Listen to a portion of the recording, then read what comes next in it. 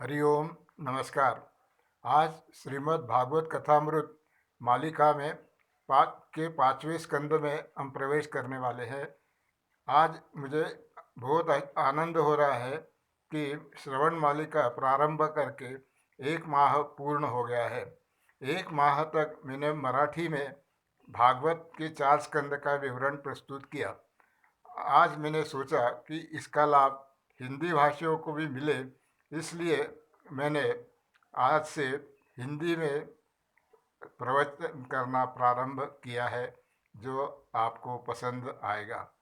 चातुर्मास के निमित्त में ये उपक्रम हाथ में लिया था, जो भगवान की ही संकल्प था और उनकी ही प्रेरणा से ये कार्य प्रारंभ हुआ और उनकी ही ये अब जवाबदारी है कि वह इसको पूर्ण करें। गंगा किनारे पर राजा परीक्षित बैठा था और सुखदेव महाराज उसे भागवतामृत का श्रवण करवा रहे थे। मैत्रेय विदुर जी का संवाद होने के बाद मैत्रेय ऋषि विदुर जी और विदुर जी वहाँ से निकल गए, पर परीक्षित सुखदेव संवाद प्रारंभ ही है। महाराजा स्वयंभू मनु व रानी शतरूपा के 2 पुत्र थे, एक प्रियव्रत और उत्तानपाद।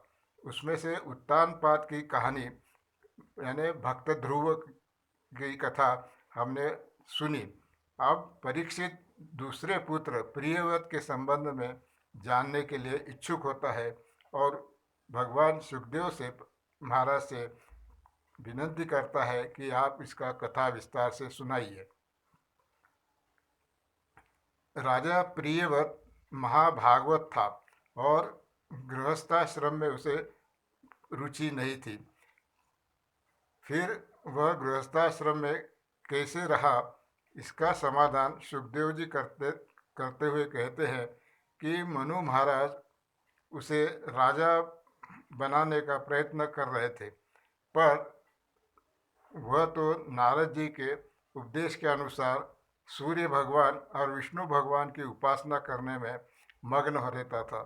तब मनु महाराज ब्रह्मा जी को कहते हैं कि आप ही कृपया उसे समझा बुझाकर इस राज्य कारभार संभालने के लिए प्रेरित करें।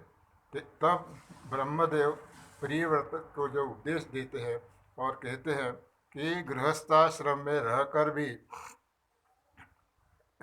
भी इन विकारों पे, काम क्रोध लोभ पे विजय प्राप्त कर सकते हैं।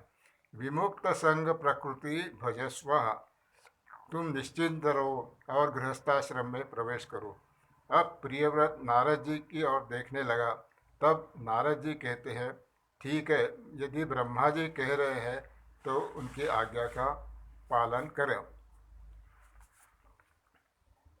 राजा ने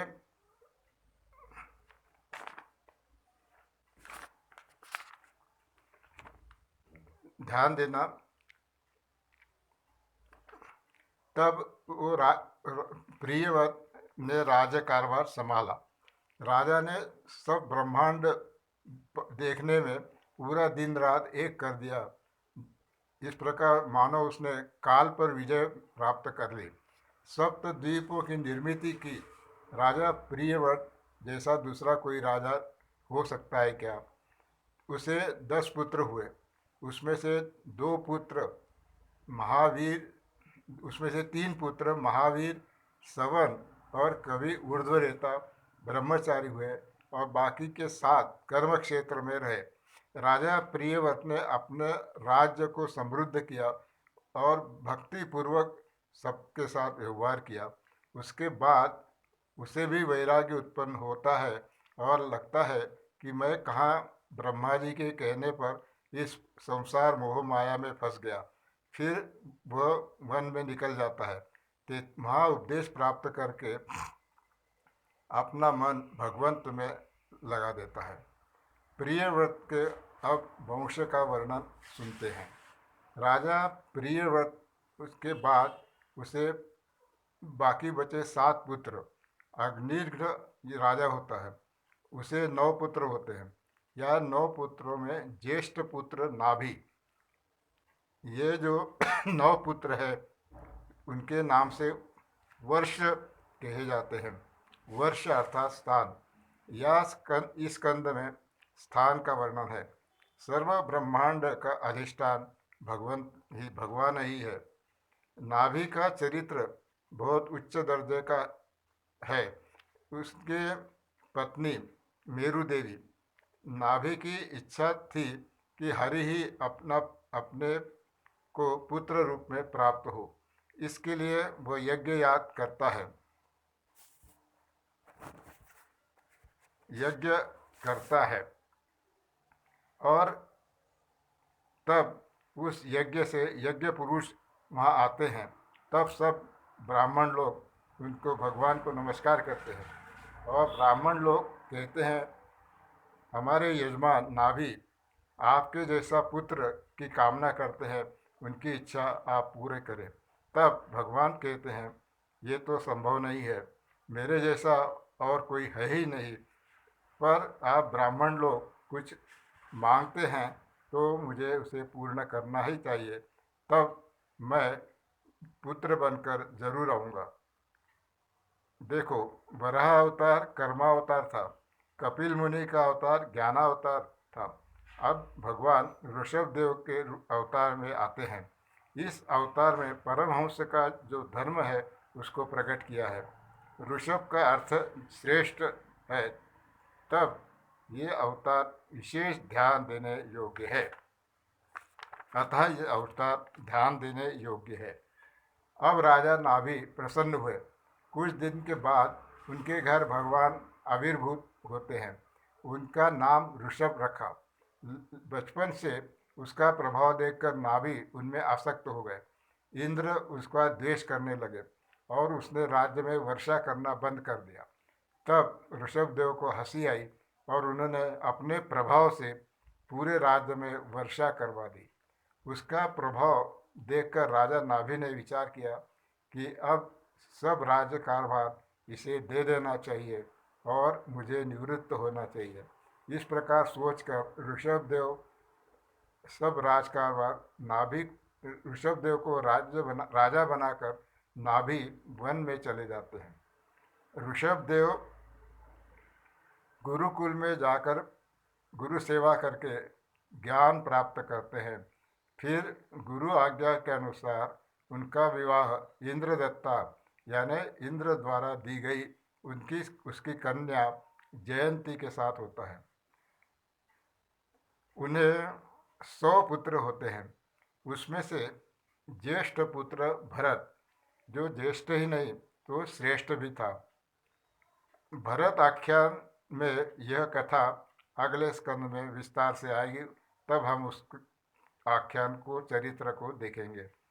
उसके बाद जो 9 पुत्र हैं उनके नाम है कुशावर्त, इलावर्त, ब्रह्मावर्त, मलय लोक, भद्रसेन, इंद्रस्पृक, विदर्भ, कीटक। ये सब जो अपने द्वीप है उनके नाम है। बाकी के जो 90 बसते हैं उसमें से 81 कर्मकांडी थे और बचे शेष 9 ज्ञानी पुरुष थे। इन ज्ञानी पुरुष, इनके नाम है कबीर, हरि, अंतरिक्ष, प्रबुद्ध, पिप्पलायन, आविर्होत्र, द्रुमि, चमस और करभाजन। ये 9 योगी है और इन 9 योगी की कथा 11वें स्कंद में विस्तार से आई है और 9 योगी का चरित्र बहुत ही महत्वपूर्ण है। भागवत में यह अध्याय बहुत ही श्रेष्ठ है, जिसको सुनना बहुत आवश्यक है। ऋषभदेव बाद में अपने पुत्र को जो उपदेश देते हैं, वह उपदेश आप सब ने लक्ष्य पूर्वक ध्यान रखना चाहिए, श्रवण करना चाहिए। इसलिए अभी समय समाप्त हो रहा है, इसलिए उसका विस्तार से वर्णन नहीं कर सकते। अतः आज हम यहीं विराम देते हैं और अगला प्रसंग विस्तार से और शांतिपूर्वक कल देखेंगे और उपदेश का महत्व जानेंगे। हरिओम हरिओम। ऋषभदेव भगवान की जय। गोपाल कृष्ण भगवान की जय। हरिओम हरिओम। हिंदी में आपको कैसा लगा, इसकी प्रतिक्रिया मुझे ज़रूर दें और हिंदी में आगे करने का प्रयास करूँगा। धन्यवाद। हरि ओम।